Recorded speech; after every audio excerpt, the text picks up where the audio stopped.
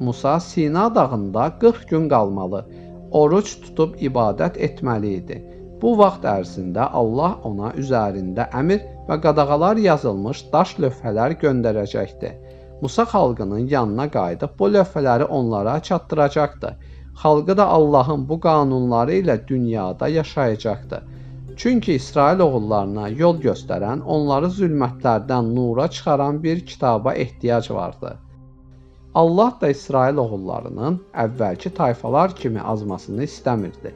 Allah İsrail oğullarının doğru yolda olmasını istəyirdi.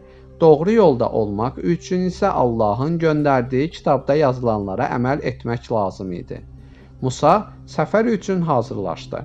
Qardaşı Harunu xalqının yanında qoydu, sonra isə Sina dağına çıxdı. Musa Peyğəmbər Sina dağında 40 gün qaldı. Orada oruç tutdu, Allaha ibadət etdi. 40 günün sonunda Rəbbi Musa ilə danışdı. Musa bütün qəlbi ilə iman etdiyi Rəbbinə: "Uca Allahım, səni görmək istəyirəm, mənə özünü göstər," deyə yalvardı. Rəbbi isə Musaya: "Məni gözlərinlə görə bilməzsən. Buna bu dünyada gücün çatmaz.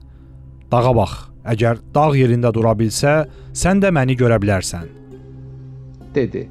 Musanın Rəbbi dağa göründükdə dağ şiddətlə sarsıldı. Bir anda paramparça oldu.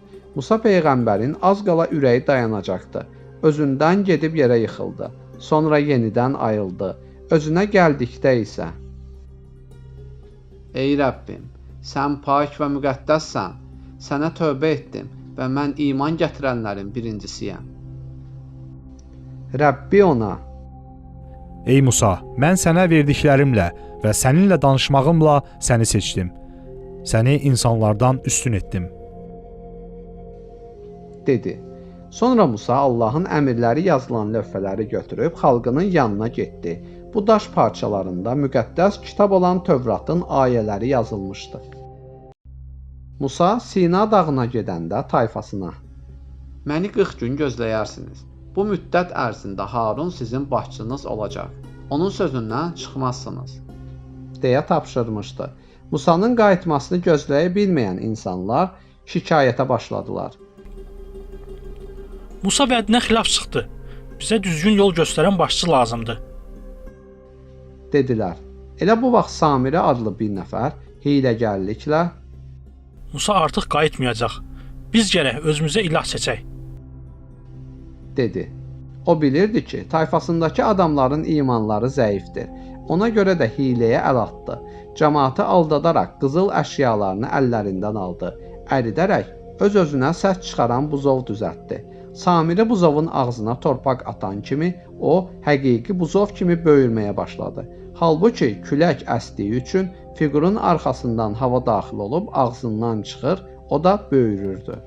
Beləcə Samiri cəmaatı həmin buzovun müqəddəs olmasına inandırdı. Avam insanları buzova pərəstiş etməyə çağırdı. İnancı zəif olan adamlar Samirinin dediklərinə inanıb buzova ibadət etməyə başladılar.